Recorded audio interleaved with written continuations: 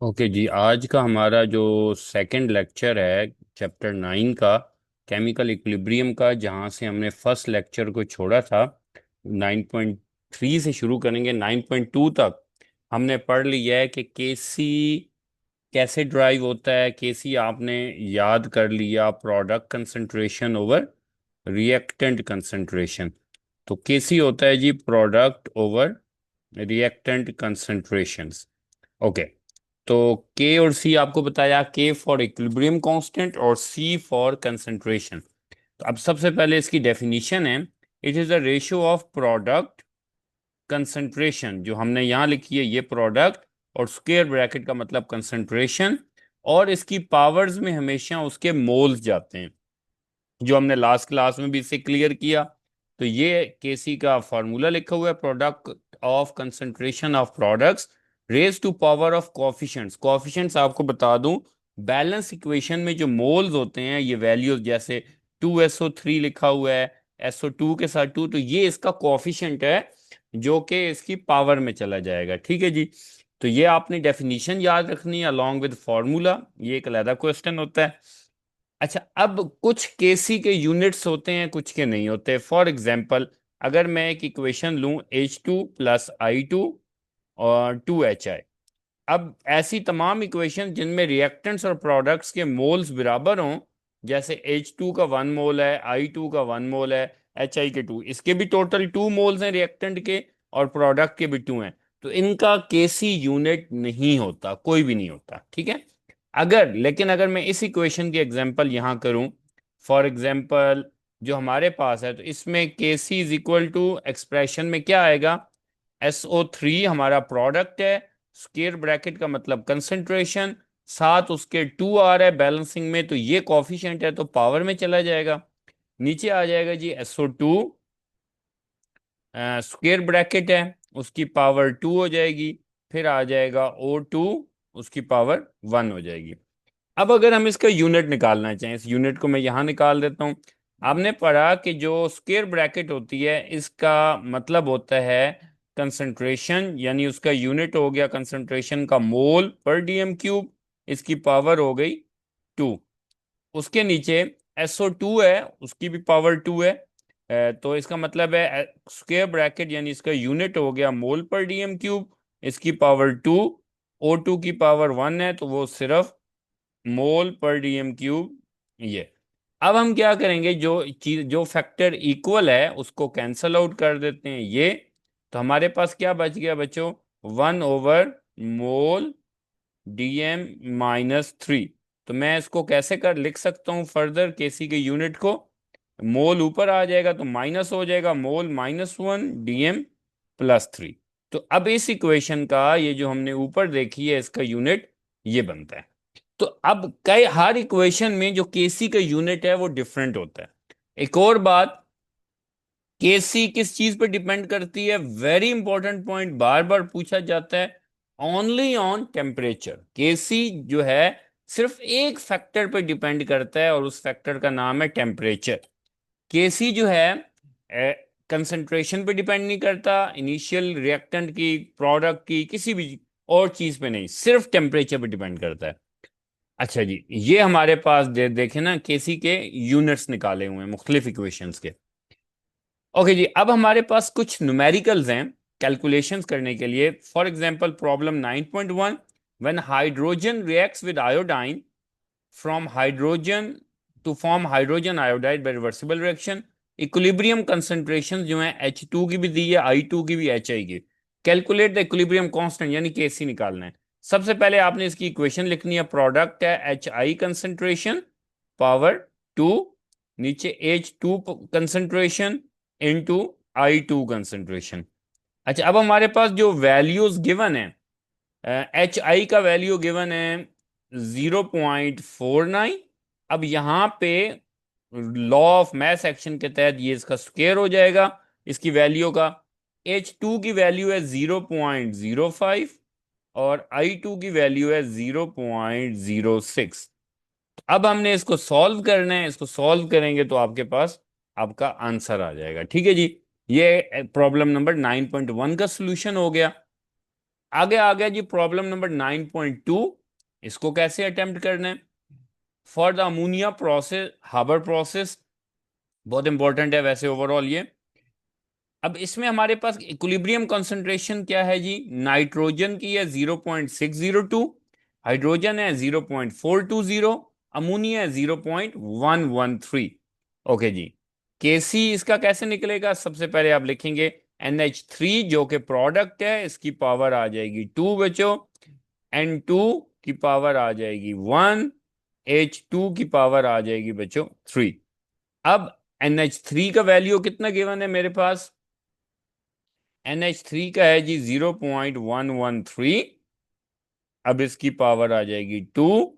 N2 की power हो, N2 की वैल्यू है जी बच्चों मेरे पास 0.602, और अमोनिया की वैल्यू है 0 पॉइंट, सॉरी, हमें लिखनी है हाइड्रोजन की 0.420। ठीक है जी, हाइड्रोजन की। तो अब आप इसको सॉल्व करेंगे, मैथमेटिकली आपका आंसर आ जाएगा करेक्ट इंशाल्लाह। 9.3 इक्वेशन है हमारे पास PCl5, PCl3 plus Cl2 to form PCl5। The equilibrium constant is, interestingly आपको इक्विलिब्रियम कांस्टेंट दिया हुआ है, यानी आपको केसी की वैल्यू दी हुई है। ओके, इसका केसी एक्सप्रेशन क्या बनेगा? प्रोडक्ट है PCl5, नीचे क्या आएगा? PCl3 into Cl2। अच्छा जी, अब देखें हमारे पास गिवन क्या क्या है। अगर हम इसको देखें कि इस फैक्टर को, हमारे पास है इक्विलिब्रियम कांस्टेंट इज 0.13। तो ये आ गया, केसी का वैल्यू है 0.13। Equilibrium concentration of PCl3 and Cl2, PCl3 की जगह है 10, PCl3 की जगह 10, और Cl2 की जगह है 9, और PCl5 वो कहता है आप फाइंड करो, तो आप इसकी जगह x कर दें, यानी x से मुराद है PCl5 कंसंट्रेशन। अब आप इसको सॉल्व करें, x कैसे निकलेगा? 0.13 मल्टीप्लाई बाय 10 मल्टीप्लाई बाय 9।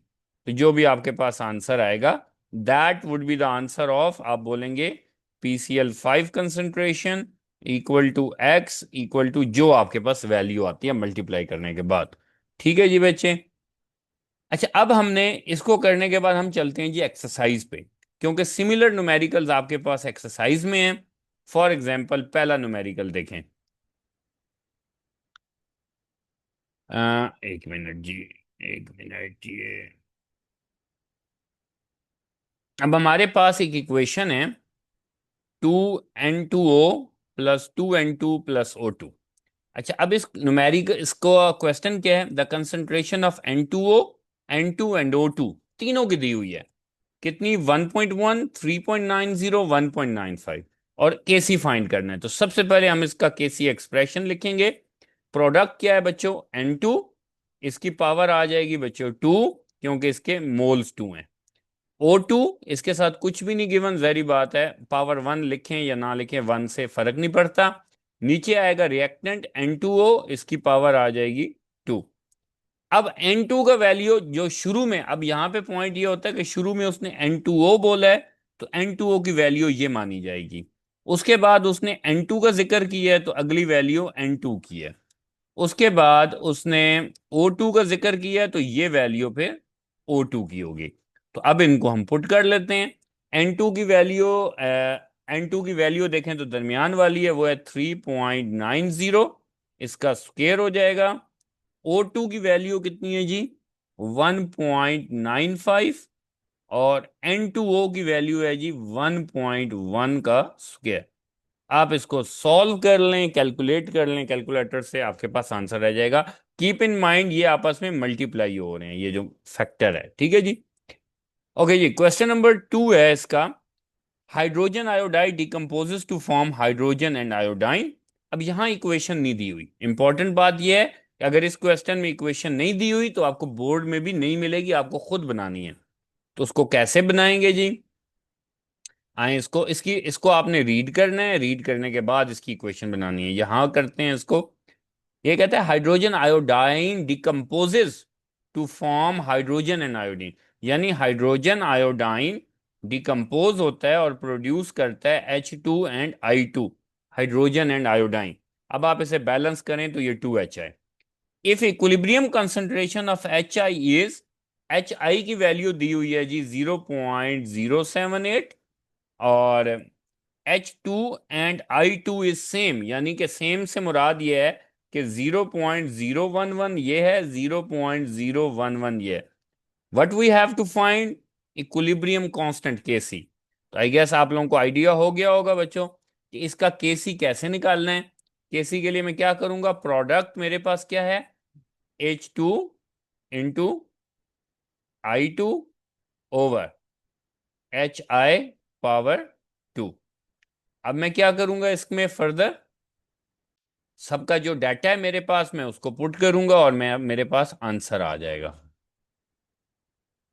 तो H2 का वैल्यू कितना है जी, H2 का वैल्यू है 0.011, I2 का भी वैल्यू सेम है 0.011, और HI का वैल्यू है जी 0.078, लेकिन यहां हम लगाएंगे स्क्वायर क्योंकि इसकी पावर 2 है। इस तरह आप इसका आंसर कर लेंगे, क्वेश्चन 2 हल हो जाएगा। Question number 3, for the fixation of nitrogen following reaction takes place N2 plus O2 2NO, when the reaction takes place at 1500 Kelvin, the Kc given है बच्चों, Kc given है, equilibrium concentration of nitrogen और oxygen दी हुई है, and we have to find the NO। Okay हमें इसका Kc expression लिखना है जी। सबसे पहले Kc क्या आएगा बच्चों, NO⁻², ओवर N2⁻1, O2⁻1। ठीक हो गई बात। अच्छा जी, अब मेरे पास Kc की वैल्यू है जी 1.1 इंटू 10⁻⁻5। NO हमें फाइंड करना है, मैं इसको x² कर दूंगा। देखें, अब NO फाइंड करना है, तो NO फाइंड करना है तो मतलब आपको x की वैल्यू फाइंड करनी है। स्क्वायर इसमें लॉ ऑफ मैस एक्शन की वजह से आ रहा है, वो स्क्वायर एज सच रहेगा। ओके, तो N2 का वैल्यू कितना होगा जी, N2 का हमारे पास गिवन है नाइट्रोजन का, ये पहले वाला 1.7 इंटू 10⁻⁻3, और नाइट्रोजन के बाद उसने ऑक्सीजन का जिक्र किया, तो नाइट्रोजन के पास जो वैल्यू लिखी हुई है वो ऑक्सीजन की है, 6.4 10⁻⁻3। अच्छा चल, अब अगर जब आप इसको सॉल्व करेंगे तो ये जो इधर डिवाइड हो रहा है वो उधर मल्टीप्लाई हो जाएगा। 1.1 into 10⁻⁻5 multiply by 1.7 10⁻⁻3 multiply by 6.4 into 10⁻⁻3 equal to x²। अब आपको पता है, आपने मैथ्स पढ़ी है, आपने पहले इनको मल्टीप्लाई करना है, फिर आपने अंडर रूट लेना है दोनों तरफ, ताकि एक्स की वैल्यू निकाली जा सके। आई होप कर लेंगे, अगर जो बच्चा सुनेगा और उसको कंफ्यूजन हो तो आप मुझे मैसेज कर दीजिएगा। क्वेश्चन नंबर 4, वन नाइट्रो, अब यहां भी इक्वेशन नहीं है, तो इसका मतलब है इस का भी इक्वेशन आपको खुद बनाना है। When nitrogen reacts with hydrogen to form ammonia, तो ये इंपॉर्टेंट इक्वेशन है क्योंकि इसमें बैलेंसिंग भी करनी पड़ती है आपको।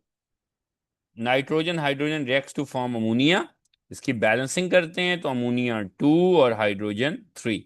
अब हमारे पास गिवन क्या क्या है, इसमें 0.31 मोल, 0.50 mole of nitrogen and hydrogen है, Kc गिवन है, और आपको अमोनिया फाइंड करना है। चलें जी फाइंड करते हैं। Kc is equal to NH3⁻2 over N2⁻1 and H2⁻3। तो हम इसको सॉल्व करने वाले हैं जी। चलें, Kc की वैल्यू कितनी गिवन है जी, 0.50। NH3 उसने कहा है जी फाइंड करो, तो ऑब्वियसली x² हो जाएगा।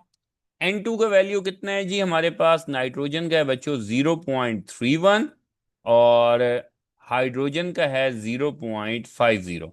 हमने इसे सॉल्व करना है। आई रिपीट, जब आपने x की वैल्यू निकालनी है ना कि x² की, यानी x² का जब आंसर आ जाएगा तो मैं दोनों तरफ अंडर रूट लूंगा, स्क्वायर अंडर रूट से कैंसल हो जाता है। ये आप लोगों ने 9th मैथ्स में पढ़ा हुआ है।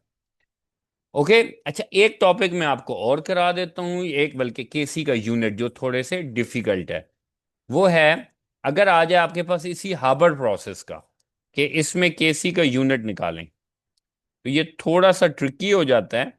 तो हम इसको कर लेते हैं। केसी, इसमें आप क्या लिखेंगे जी? प्रोडक्ट कौन है? NH3।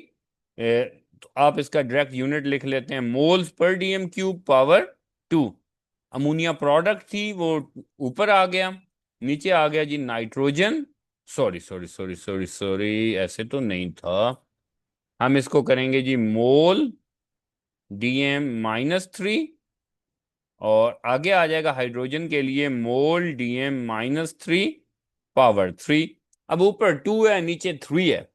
तो अगर हम इसको इकट्ठा कर लें, क्योंकि जब कॉफी ये बेस सेम हो तो उनकी पावर्स आपस में ऐड हो जाती हैं, तो ये हो जाएगा मोल DM-3 पावर 2, नीचे हो जाएगा 3 मोल DM-3 पावर 4। अब 2 इससे कैंसिल हुआ, तो यहां बच गया 2। तो यहां क्या बच गया, मैं इसको ऑरेंज में लिख लेता हूं। ऊपर बच गया 1, नीचे बच गया मोल DM-3 पावर 2। अब ये क्या होगा, ये ऊपर चला जाएगा, तो जो पावर 2 है वो -2 पावर बन जाएगी। मोल DM-3, इसकी पावर हो गई -2। तो इसका आंसर बच जाएगा मल्टीप्लाई होने के बाद मोल -2 और DM माइनस माइनस 6 हो जाएगा। 3 2 6, माइनस माइनस प्लस।